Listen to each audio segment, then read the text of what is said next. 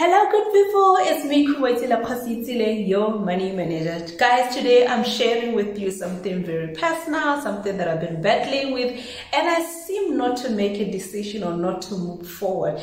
Let me just tell you this, as a property investor, and if you are looking for financial freedom, your investment decisions should be driven by cash flow. You should be putting your money in a property that is giving you a positive cash flow, because this number that you are pursuing could be the number of financial freedom, financial security, or financial independence. As you know, in my case, I'm currently pursuing financial freedom, so meaning that I should be looking for positive cash flow in properties. So guys, I find myself in a situation whereby I've got this negative cash flow in property where I am bleeding every month and I'm still holding on to this property and I don't know why. And it seems like instead of reasoning using numbers, because as a property investor you're driven by numbers, most of your decisions really, in fact all of your decisions, you make them based on numbers. The numbers should make financial sense for you to invest in that particular property. However, I'm finding myself in a situation where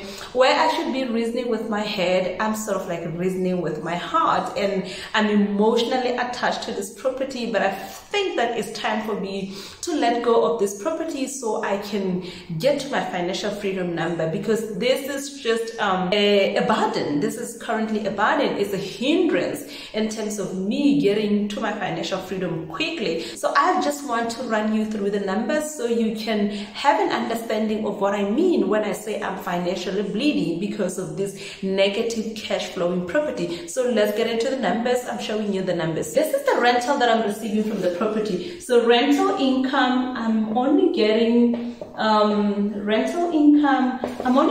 4,000 out of this property. And then after your rental income, you have to look at all the expenses. We call them the operating expenses.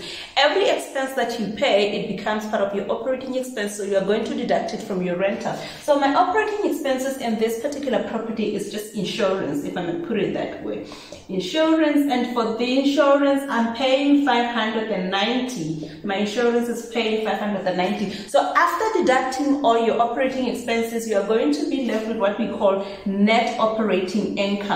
Net operating income. Can I use ink for income? So my net operating income here is 4,000 minus 590. This is going to give us 3,410. This is my operating income.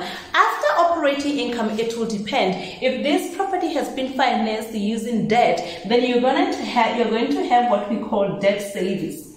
Debt service, this is your monthly installment, the monthly debt that you are paying towards the property. So guys, currently this property is bonded to the bank. It has a balance of over $1 million, and I'm paying like 11,200. So now you understand why I say I'm bleeding. So it means that after paying this, so after deducting your debt service, this is now when we are going to see whether you are remaining with what we call a positive or a negative cash flow. So as a property investor, you should always be looking for positive cash flow, because it means that if the cash flow is positive, then this property is giving you money every month. It's putting money into your pocket. But if it's negative cash flow, which is in my case at the moment, it means this property is taking money out of your pocket every month. So every month you're going to have to put something over and above the rental for you to be able to service the debt. As you can see, the debt service is 11,000. My net operating income is only 3,400. So I'm short by a huge number.